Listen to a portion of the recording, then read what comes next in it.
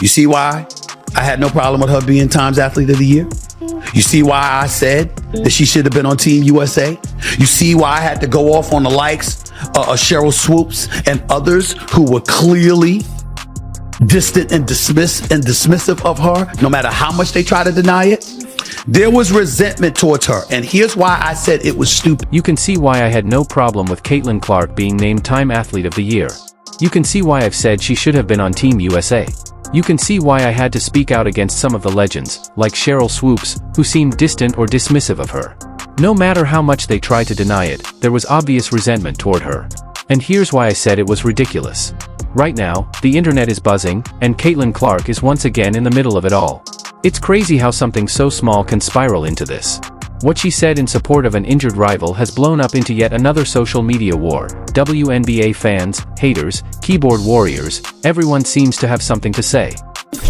There's Russell, 10 on the shot clock, on the switch, tied it up, took it over the Trojans, and Watkins goes knee, quickly grimacing in pain. It started as a simple message, sending thoughts and prayers to JuJu Watkins, a USC phenom who suffered a tough injury during March Madness. Now, somehow, this moment of kindness has turned into a controversy, with her name being used to attack Caitlin Clark. It's beyond belief how something so positive is twisted into something ugly. Let's break it down. Caitlin Clark tweeted, "Sending all my thoughts and prayers to JuJu. You'll come back stronger than ever." That's it. A simple, supportive message.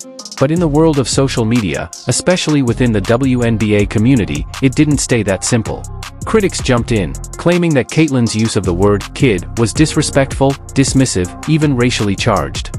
The mental gymnastics it took to make this argument were impressive, but the hypocrisy was overwhelming. Playing basketball already. For the simple fact is, she can pass. This isn't about basketball anymore. This is about a fanbase that is so determined to hate on Caitlin Clark that they'll turn even her kindness into something bad. And while the online outrage continues, it's worth noting that the injured player, JuJu Watkins, has said absolutely nothing. So, who exactly is all this anger aimed at? The answer says a lot about what's wrong with sports discourse today. It's no longer just about the game, it's about piling on, even when it's undeserved.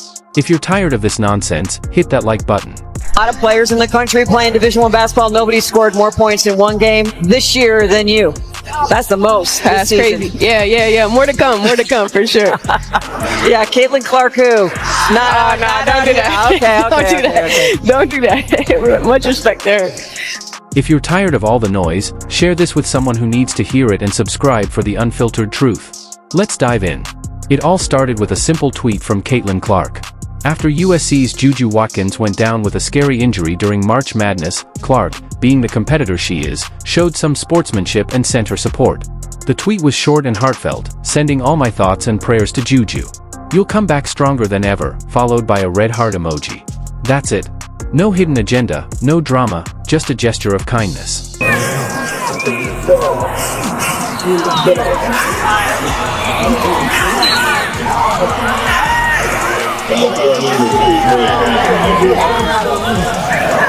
NBA history when it comes to starting guards in this league.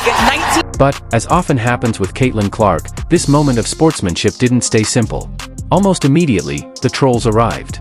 The outrage wasn't about the message or about Watkins, but about one small word. Clark called Watkins kid. That's the word that started the firestorm. Now, anyone with even a passing knowledge of sports knows that kid is a term of endearment. Coaches, teammates, and players across all sports use it all the time. But somehow, Caitlin Clark calling another player kid became the focus of a ridiculous controversy. Suddenly, her words were twisted into accusations of arrogance, privilege, and disrespect. What's especially bizarre about this is that if JuJu Watkins had tweeted the exact same thing, no one would have batted an eye. If any other player had done it, this wouldn't be a story at all. But because it's Caitlin Clark, who has become the face of women's basketball, breaking records and winning millions of fans, it was treated like a scandal. And that's the real problem. Narasi misses her first look from the perimeter to Boston. Back in, and it's Boston the finish. Let's be clear, this isn't about protecting JuJu Watkins. This is about punishing Caitlin Clark. Critics jumped in with wild claims, one even said, "Kid, you're only 3 years older than her. Check your ego." Another person argued that as a person of color, being called kid by a white player was belittling. It was an example of how far people will go to create drama, even when the facts don't support it. Assists per game, best assist in her career last season. Gets away with a little push, and a little reaction. The reality is that this entire outrage train had nothing to do with the players involved and everything to do with the perception of Caitlin Clark. The same people who demand more visibility for women's sports are the first to attack Clark, the biggest star in the game, for every move she makes. She's become a lightning rod for a certain segment of the fan base who simply can't stand her success. And here's the ironic part. While the Twitter outrage machine goes into overdrive, the actual victim of the injury, JuJu Watkins, hasn't said a word. No indication that she was offended, no complaints about the tweet.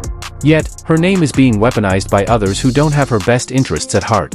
This whole thing is about using her injury as a tool against Clark, not about Watkins herself. So let's be real for a second, this isn't about the tweet. It's about Caitlin Clark's success and what she represents. She's the small-town Iowa girl who shattered records, brought in ESPN's highest ratings in decades, and made the WNBA relevant to millions who'd never watched before. And for some, that's unforgivable. At the end of the day, if Caitlin Clark wins, she's criticized. If she loses, she's criticized. She can't win, but that's the reality of being a trailblazer. And until we start focusing on the game and not the noise, we're missing the point entirely. Clark is gonna let it fly. It's almost like the sports world doesn't know what to do with Caitlin Clark. For some, her success feels like an invasion. No matter how much respect she shows for the game, it's like they don't want anything to change. They don't want new fans, they want their old, insular community back, even if it means tearing down the very star who's helping save the sport. Wow, what is her style? Just threes? Wow. What, not just threes, what is her style? The moving of the goalposts is endless. When Clark dominates, she's hogging the spotlight. When she shares the ball, she's not assertive enough. When she stays quiet, she's not a leader. And now, when she shows support for a rival, she's accused of being patronizing. It's a no-win situation for her. And you know what? It's not about her actions, it's about her existence.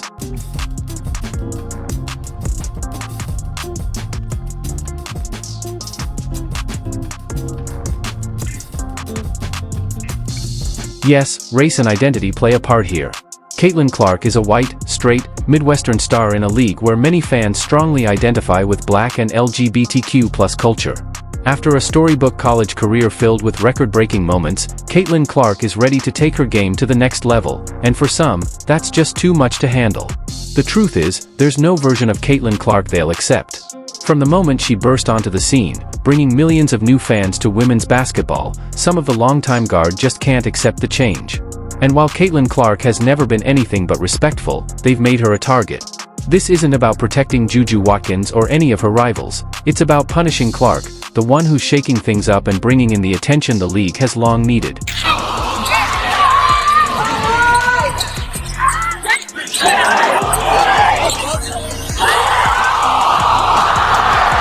JuJu, congratulations on a heck of a performance. So much on the line in this rivalry game. What was the mindset you guys brought into this game that allowed you to be successful? I think teamwork. Everybody scored. Everybody made a positive effect on it. Let's be real. If any other player, especially a rookie, had sent the same supportive tweet to Caitlin Clark, there'd be no backlash. No outrage. No articles. But because it's Caitlin Clark, who's shaken up women's sports, everything she does is scrutinized under a microscope. The double standard is so clear, it's almost laughable. When other players show passion or celebrate aggressively, it's just the spirit of the game. When Caitlin Clark does it, it's entitlement. Clark's success challenges the old narrative. For years, women's basketball struggled for relevance. Now, thanks to Caitlin Clark, it's getting attention like never before. But instead of embracing that, a vocal group of fans would rather tear the whole thing down than share the spotlight. This isn't about support for the game, it's territorialism. They don't want the sport to grow, they want to keep it in their hands, even if it means sacrificing the chance to make the league stronger. Words of inspiration from WNBA phenom Caitlin Clark. Fox 56 Turned out at the University of the Cumberlands last night to hear words of inspiration from WNBA phenom Caitlin Clark. Fox 56 reporter Daviana Wilson has more on how Clark's appearance was part of this year's Excellence in Leadership series. The event drew hundreds of Kentuckians to watch. Henry had a clear out. Ducks in, back Benley stays with her, blocked from behind. Clark looking to push, cross court back to Clark. She will launch and bury it.